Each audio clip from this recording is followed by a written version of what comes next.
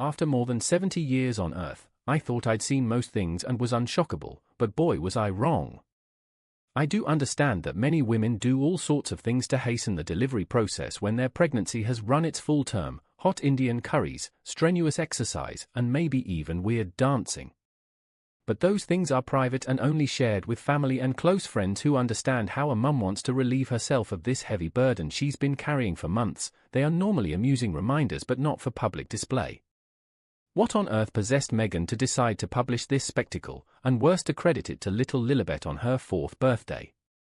This is really quite sick in my view. How low can they go? As if these two people haven't done enough to try and degrade and denigrate the family that gave them everything, now they have sunk to new low with this sordid gyrating. She appeared like some sort of pole dancer. I am not a prude by any means, but this is not what we expect to see members of the royal family doing. I am sure some may find it amusing, others may ask why we are shocked by what these two grifters get up to after all their lying and deceptions.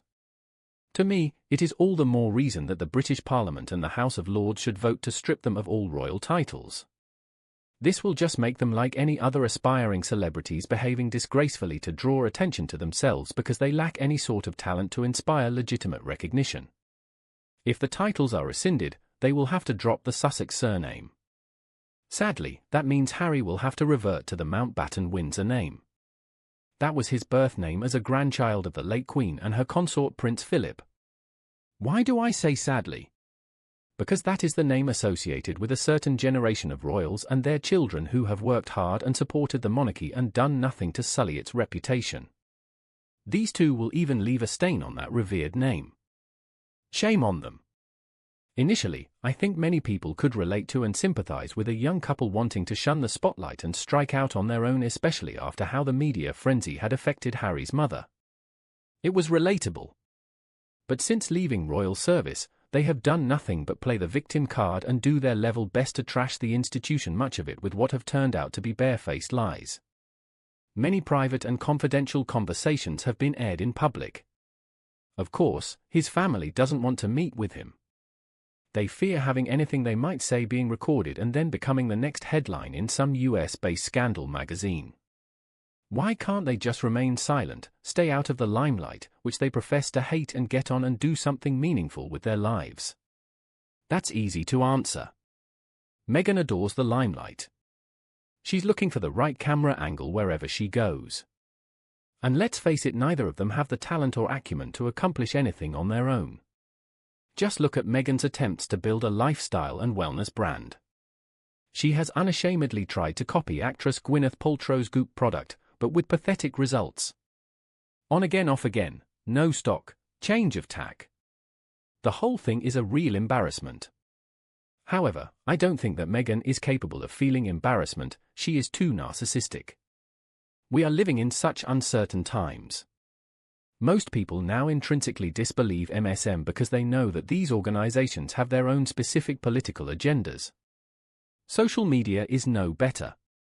Information dissemination is far quicker, but also much more difficult to verify. As such, we are bombarded with a plethora of outrageous headlines. Many are, of course, just planted for clickbait. Their headlines are ludicrous and the content more fantasy than fact. However, there are those others that do bear some semblance of credibility but leave us even more confused. Of late, the idea that Meghan was never really pregnant but used a surrogate are heating up yet again. Specialists seem to think she was wearing a moon bump, many offering quite compelling evidence to support this theory. Now her father is saying she had several abortions and her ex-husband mentioning a hysterectomy, adding weight to that theory. If that isn't enough, there are also new theories surrounding DNA tests and whether Harry is even the father. Where were Meghan and her mother when Harry was recently found unconscious by his security guard, apparently out socializing and networking?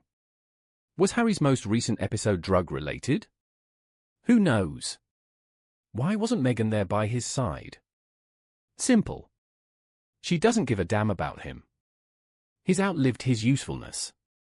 It was just his title and status that was useful to her initially. She didn't do her homework very well. I am sure she thought that she was marrying into billions and it turned out to be a few tens of millions. What a rude awakening for her. And what was all that about her meeting with some Saudi billionaire the other day? Hey Meghan, billionaires like their partners beautiful but low-key and with no illustrious past. These two can't help but court controversy. There are also rumors about the Invictus Games executives chasing Harry over misuse of funds to the tune of $30 million. There are also similar rumblings surrounding Harry's Centre Bali charity. Prince Harry is complicit in a lot of what has been happening. That is for sure. But part of me remembers the 12-year-old boy who walked behind his mother's coffin in 1997. He never should have been made to do that. I think that he's never really recovered from that trauma. He's a sick and troubled man, and this woman is preying on that to her advantage. I said earlier that he's outlived his usefulness, and I can see her dumping him in the not-too-distant future and cashing in on a huge divorce settlement. Oh, I do hope not. I just pray that Harry comes to his senses soon and instigates divorce proceedings against her. I am sure he has more than enough evidence against her to ensure she gets nothing. If that did transpire and Harry were to return to the UK to heal and stay out of the way, maybe taking on minor roles for the monarchy and doing a lot of charitable work, then I think the British public would understand and take him back into their hearts. I also think that Harry does want to come back. It seems he is trying to rekindle old friendships that Meghan soured soon after their engagement. He has no real friends in Montecito, and I think he's now totally bored with the red carpet routines. She drops friends as soon as they are no longer of use. You can't make those friends back. Oprah is steering well clear now after realizing that the now famous interview was just one big pack of lies. Tyler Perry, who lent them his house when they first landed in California, is now dishing out that she has left him shouldering serious debts for his kindness. She also apparently demanded the use of his private jet.